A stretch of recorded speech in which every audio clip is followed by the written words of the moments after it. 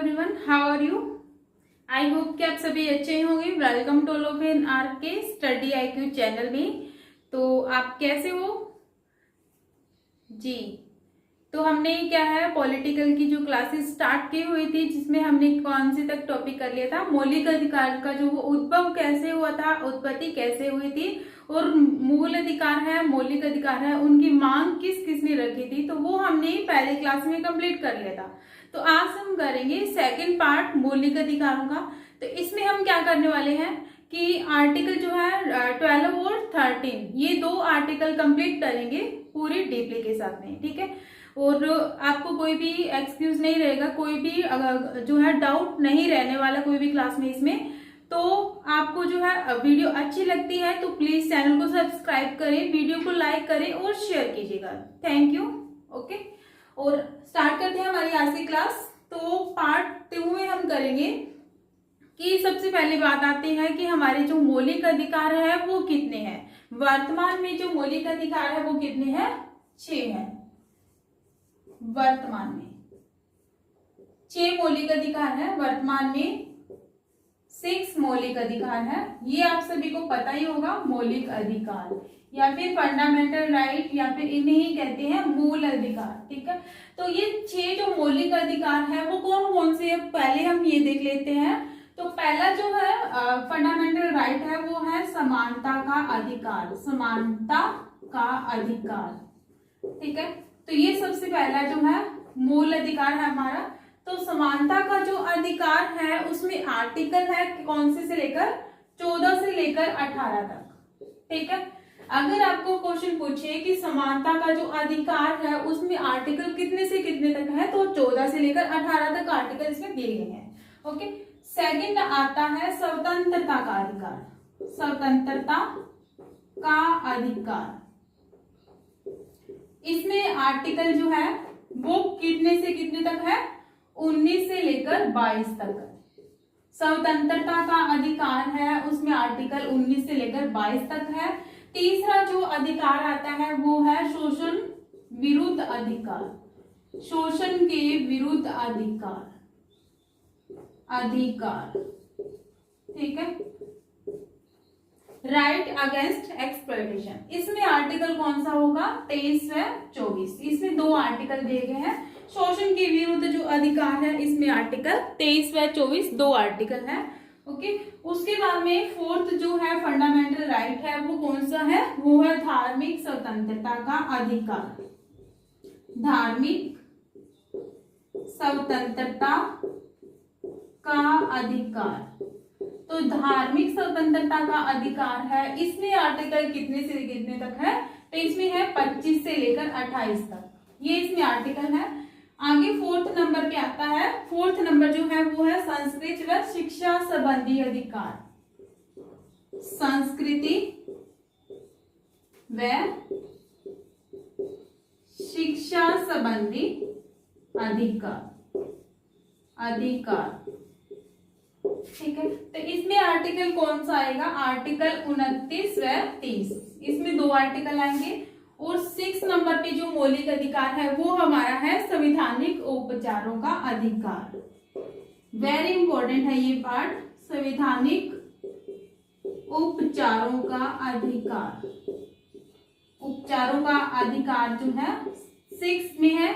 और ये जो है मौलिक अधिकार है, इसमें कौन से आर्टिकल है? आर्टिकल 32।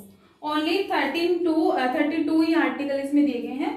ओके, तो ये हमारे 6 मौलिक अधिकार है। इसमें क्या है, पहले कितने होते थे? पहले होते थे 7। तो 7 होते थे, तो एक जो कौन सा अधिकार है उसे जो है इसमें डिलीट कर दिया गया है। पहले 7 होते थे, जो हमारा मूल संविधान था उसमें 7 जो आर्टिकल जो है फंडामेंटल राइट था उसमें संपत्ति का जो अधिकार है तो उसको क्या है, डिलीट कर दिया गया है। अभी वर्तमान में 6 ही मौलिक अधिकार है। संपत्ति का जो अधिकार था वो 6 नंबर पे था और आर्टिकल उसका कितना था? आर्टिकल 31 था, संपत्ति से संबंधित जो है फंडामेंटल राइट था। ओके, अब इसमें क्या है, जो संपत्ति का अधिकार है वो मैं आपको बाद में कराऊंगी, बट आपको बता देती हूँ कि संपत्ति का अधिकार जो है आर्टिकल 31 में था और भाग जो है कौन से में था? भाग 3 में था। अभी जो संपत्ति का जो अधिकार है वो क्या है? राइट नहीं रह गया है, राइट टू प्रॉपर्टी था, बट क्या है अब लीगल जो राइट बन गया है, तो वैधानिक अधिकार बन गया है। तो ये भाग 12 भी स्थापित कर दिया गया है और आर्टिकल इसका कितना है 300A आर्टिकल है। ओके, इसके बाद में क्या है, ये जो फंडामेंटल राइट है, संपत्ति का अधिकार है, वो कौन से आर्टिकल जो कौन से संशोधन हुआ था जिसके द्वारा क्या है इसमें डिलीट करके और दूसरे भाग में जोड़ दिया गया था, तो वो है 44 जो है अमेंडमेंट हुई थी 1978 के अंदर। तो इसके द्वारा क्या है यहां से उठाकर फंडामेंटल राइट से उसे क्या है लीगल राइट बना दिया गया था। तो ये थे हमारे फंडामेंटल राइट, 6 जो है मौलिक अधिकार है हमारे, तो ये हमने कर लिए हैं। उसके बाद में मैं आपको बताती हूँ कि कौन सी जो है अधिकार ऐसे है जो केवल भारतीय लोगों को दिया गया है, कुछ अधिकार जो है विदेशी लोगों को दिए गए हैं और कुछ जो है विदेशी और भारतीय दोनों को ही प्रदान किए गए हैं। ओके, सबसे पहले हम देखते हैं कि जो फंडामेंटल राइट है कितने से लेकर कितने तक है। फंडामेंटल राइट मैंने आपको पहले बता दिया था 12 से लेकर 35 तक है, आर्टिकल 12 से लेकर 35 तक है। और फंडामेंटल जो राइट है वो कौन से देश से लिया गया है, कौन से देश के संविधान से अडॉप्ट किया गया है, यूएस से। ठीक है, मौलिक अधिकार जो है इसमें क्या है, कुछ जो आर्टिकल है इसमें से वो क्या है राज्य के विरुद्ध है और कुछ आर्टिकल जो है व्यक्तियों के विरुद्ध है। ठीक है, तो क्या है कि कुछ आर्टिकल जो है व्यक्तियों के विरुद्ध है, व्यक्तियों के विरुद्ध है, वो हम देख लेते हैं। व्यक्तियों के विरुद्ध आर्टिकल, विरुद्ध अधिकार, कौन कौन से अधिकार है, आर्टिकल है। ठीक है, तो इसमें क्या है विरुद्ध जो है मूल अधिकार प्रदान किए गए हैं। तो आर्टिकल जो है इसमें सबसे पहले आर्टिकल आता है वो है 15, आर्टिकल 15, 17, आर्टिकल 15, 17, 24 और 23 और 24, 23 व 24। इसमें क्या है व्यक्तियों के विरुद्ध जो है अधिकार दिए गए हैं। कुछ फंडामेंटल राइट ऐसे हैं कि व्यक्तियों के विरुद्ध प्रदान किए गए हैं। तो इसमें देखो आर्टिकल 15 है, उसमें क्या है भेदभाव से संबंधित है, व्यक्तियों को रोकता है आपस में कि आप आपस में भेदभाव नहीं करेंगे, समाज में एक साथ रहेंगे, कोई भी लिंग जाति आधार पे ऐसा कुछ नहीं है। ठीक है, और 17 आर्टिकल में क्या है, ये क्या है छुआछात अनटचेबिलिटी के बारे में बताता है कि कोई छुआछात नहीं करेगा, छूतछात से संबंधित कोई भी भेदभाव नहीं होगा। आर्टिकल 23 में क्या है शोषण विरुद्ध जो अधिकार है कि मानव जो है उसका व्यापार नहीं होगा, उसके साथ बेगार नहीं करवाई जाएगी उससे। ठीक है, तो श्रम जो अधिकार है ये वगैरह इसमें है। आर्टिकल 24 में है जो जो बालक होते हैं छोटे 6 से 14 साल तक बच्चे होते हैं, तो उनसे क्या है कारखानों आदि में काम नहीं करवाया जाएगा, उनसे शोषण नहीं होगा, उनसे जो है छोटे बच्चे हैं 14 साल से कम उम्र के बच्चे। तो ये आर्टिकल है व्यक्तियों के विरुद्ध क्या है कि व्यक्ति इनके आर्टिकल से संबंधित क्या है कोई भी जो है इनका शोषण नहीं कर सकता। ठीक है, तो ये सब अन्यथा आपको एक क्वेश्चन पूछ सकते हैं एग्जाम में कि इनमें से कौन सा आर्टिकल है जो व्यक्तियों के विरुद्ध प्रदान किए गए।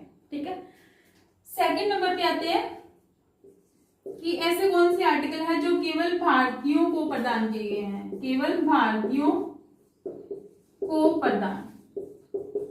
तो वो आर्टिकल कौन से हैं, केवल भारतीय लोगों को ही प्रदान किए गए हैं, तो जो विदेशी लोग हैं उनको प्रदान नहीं किए गए हैं।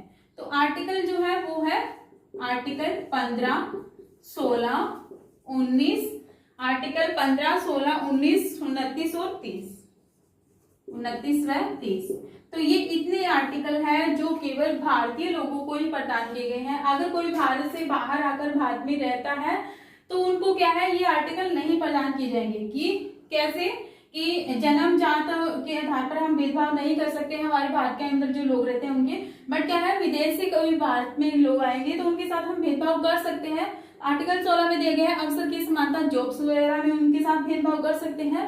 जो है बोलने का अधिकार है वो 19 आर्टिकल में उनके साथ भेदभाव कर सकते हैं। SC/ST को जो है आरक्षण दिया गया है उसके बारे में बताया गया है। तो वो भी क्या है संस्कृति हमारी जो है उसको कुछ जो है हम इसके बारे में नहीं उनको आर्टिकल नहीं दे सकते, ये अधिकार उनको प्रदान नहीं कर सकते। ओके, तो ये केवल भारतीय लोगों को ही आर्टिकल प्रदान किए गए हैं, अधिकार प्रदान किए गए। आगे हम देखते हैं कि कुछ मौलिक अधिकार ऐसी हैं जो विदेशी और भारतीय दोनों को ही प्रदान किए गए हैं, विदेशी व भारतीय। विदेशी व भारतीय दोनों को ही प्रदान। तो वो आर्टिकल कौन सी है जो दोनों को ही प्रदान किए गए हैं, वो हम देख लेते हैं। आर्टिकल सबसे पहले आता है आर्टिकल 14। आर्टिकल 14 जो है 20, 21 ए जो आर्टिकल है वो भी क्या है, भारतीय और विदेशी दोनों को ही प्रदान किए गए हैं। 23 व 24 और आर्टिकल 25 से लेकर 28 तक, ठीक है। 23 से लेकर 28 तक जो आर्टिकल है वो क्या है, विदेशी और भारतीय दोनों को ही प्रदान किए गए हैं। इसके बाद में 14 आर्टिकल 20, 21 ए आर्टिकल, ओके। तो ये आपने नोट कर लेना है कि कौन कौन से आर्टिकल व्यक्तियों के विरुद्ध है, कौन से केवल भारतीय लोगों को ही प्रदान किए गए हैं, कौन से जो है आर्टिकल विदेशी और भारतीय दोनों को ही प्रदान किए गए हैं, ओके। तो ये वेरी इंपॉर्टेंट है आपकी क्लास के लिए, आपके एग्जाम के लिए, ओके। तो अब हम देखते हैं कि ऐसे कौन से आर्टिकल है जो राष्ट्रपति क्या है कुछ समय के लिए उनको सस्पेंड कर देते हैं, उनको निलंबित कर देते हैं, उनको रद्द कर देते हैं। वो कौन से आर्टिकल है और क्यों करते हैं, ठीक है। तो क्या है कि राष्ट्रपति जो है वो आर्टिकल 20 और 21 जो है निलंबित कर देते हैं, सस्पेंड कर देते हैं, रद्द कर देते हैं, मीन्स कुछ समय के लिए। वो कब करते हैं, आपातकाल के टाइम, आपातकाल या फिर बोल सकते हैं इमरजेंसी जब लगी होती है तब उस टाइम क्या आता है कि आर्टिकल 20 और 21 के सिवाय, सॉरी यहाँ पे 20 और 21 के सिवाय लिखना था, के सिवाय राष्ट्रपति क्या करते हैं, आपातकाल जब लगी होती है तो आर्टिकल 20 और 21 के सिवाय जितने भी मौलिक अधिकार होते हैं उनको सस्पेंड कर देते हैं कुछ समय के लिए, ओके। तो यहाँ पे नहीं आएगा ये। राष्ट्रपति क्या करते हैं, आर्टिकल 20 और 21 के सिवाय सभी अधिकार आपातकाल के समय क्या कर देते हैं, रद्द कर देते हैं, सस्पेंड कर देते हैं, ठीक है। तो ये आपने बात याद रखनी है। और ये जो बात लिखी हुई है वो कौन से आर्टिकल में लिखी हुई है कि राष्ट्रपति जब आपातकाल लगा होगा तो आर्टिकल 20 और 21 के सिवाय जितने भी मौलिक अधिकार होंगे उनको सस्पेंड कर देंगे, निलंबित कर देंगे और रद्द कर देंगे। तो ये आर्टिकल 359 में लिखा हुआ है, ठीक है। तो ये आपको बात याद रखनी है कि कौन से आर्टिकल में लिखा हुआ है कि राष्ट्रपति 20 और 21 के सिवाय सभी मौलिक अधिकार है उनको सस्पेंड कर देंगे, निलंबित कर देंगे, ठीक है। उसके सिवाय क्या है कि जो मौलिक अधिकार है वो क्या है, एक न्याय योग्य अधिकार है, क्या है, न्याय योग्य है। मौलिक अधिकारों को हम क्या है सुप्रीम कोर्ट में ले जा सकते हैं, सुप्रीम कोर्ट में हम ले जा सकते हैं। वहां पे क्या है, जो हमारे मौलिक अधिकार है, हमारे अधिकार है, उनकी मांग कर सकते हैं। तो ये जो मौलिक अधिकार है वो क्या है, न्याय योग्य है, न्याय योग्य। और इसके अलावा क्या है, जो प्रस्तावना थी वो जो है न्याय योग्य नहीं है, उनको हम सुप्रीम कोर्ट में नहीं ले जा सकते। उनके आधार पर हम क्या है जस्टिस नहीं मांग सकते कि प्रस्तावना जो है प्रेम्बल है उसके आधार पर हमें जस्टिस दीजिएगा। बट क्या मौलिक अधिकार है, एक न्याय योग्य है, इसके आधार पर हम सुप्रीम कोर्ट में जा सकते हैं, ओके। इसे क्या है न्यायालय के अंदर लागू करवा सकते हैं। और इसके अलावा क्या है, संसद जो है वो साधारण विधि के द्वारा किसी भी प्रकार से क्या है इन मौलिक अधिकारों में कमी नहीं कर सकती है। अगर कमी नहीं कर सकती है बट क्या है मौलिक अधिकारों में संशोधन जरूर कर सकती है। कौन, संसद। ये संसद को अधिकार दिया गया है या फिर उनको कहा गया है कि आप क्या है मौलिक अधिकार है उसमें किसी भी प्रकार से कमी नहीं करोगे और इसमें क्या है मौलिक अधिकार है उसमें संशोधन कर सकते हो। तो ये बात कौन सी किसको कही गई है, संसद को कही गई है, ओके। उसके आगे हम करते हैं कि आर्टिकल 12 के बारे में। आर्टिकल 12 जो है, आर्टिकल स्टार्ट करते हैं। आर्टिकल 12 के अंदर क्या है, राज्य शब्द की परिभाषा है, राज्य शब्द की परिभाषा दी गई है। इसको हम ज्यादा कुछ नहीं करेंगे, ये हमारे लिए इतना ही काफी है कि आर्टिकल 12 में क्या दिया गया है, राज्य शब्द की परिभाषा दी गई है। कौन से आर्टिकल में, आर्टिकल 12 के अंदर, ओके। उसके बाद में आर्टिकल आता है आर्टिकल 13। आर्टिकल 13, आर्टिकल 13 में क्या दिया गया है, मूल अधिकारों से असंगत विधियां, मूल अधिकारों से असंगत विधियां। ठीक है, तो मूल अधिकारों से असंगत विधियां कैसे, तो हम बात करते हैं। तो आर्टिकल 13 जो है काफी इंपॉर्टेंट है, मौलिक अधिकारों से संबंधित। ये जो आर्टिकल है उसे क्या कहते हैं, मूल अधिकारों का सुरक्षा कवच कहा जाता है। मूल अधिकारों का सुरक्षा कवच। मूल अधिकारों का सुरक्षा कवच किसे कहते हैं, आर्टिकल 13 को। ठीक है, तो ये आपने बात याद रखनी है। इसमें क्या है, जो सुप्रीम कोर्ट होता है, कोई भी हाई कोर्ट, सुप्रीम कोर्ट, तो उनको क्या है, मूल अधिकारों का जो पहरेदार बनाया गया है। और इसके क्या है, इसके तहत आर्टिकल 13 के तहत जो कोर्ट होता है उसको न्यायालय ऐसी किसी भी विधि को शून्य घोषित करने की शक्ति प्रदान करता है जो क्या है, मौलिक अधिकारों से असंगत होती है या फिर उनके विरुद्ध होती है। ओके, तो आर्टिकल 13 जो है वो शक्ति प्रदान करता है किसको, सुप्रीम कोर्ट को।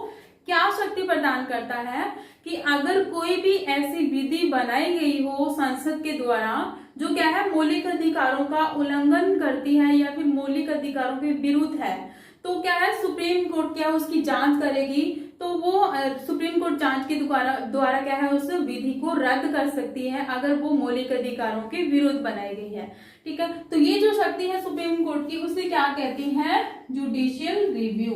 जुडिशियल रिव्यू कहा जाता है जब कोई विधि बनाई जाती है और उसे विधि बनाने के बाद में सुप्रीम कोर्ट उसकी जांच करती है कि क्या ये जो है विधेयक है, कानून है, सही है, तो उसे जुडिशियल रिव्यू कहा जाता है। अब हम बात करते हैं कि जो जुडिशियल रिव्यू है वो कौन से देश के संविधान से लिया गया है। तो जुडिशियल रिव्यू यूएसए के संविधान से हमने अडॉप्ट किया है। और ये क्या है कि जो सुप्रीम कोर्ट को प्रदान किया है, कौन से आर्टिकल के तहत, आर्टिकल 32 के तहत, और हाई कोर्ट को जो है आर्टिकल 226 के तहत।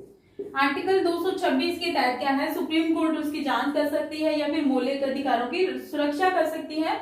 और हाई कोर्ट जो है 226 के तहत हाई कोर्ट भी उसकी सुरक्षा करता है। विधि कोई भी बनाई जाती है तो उसको रद्द कर सकता है।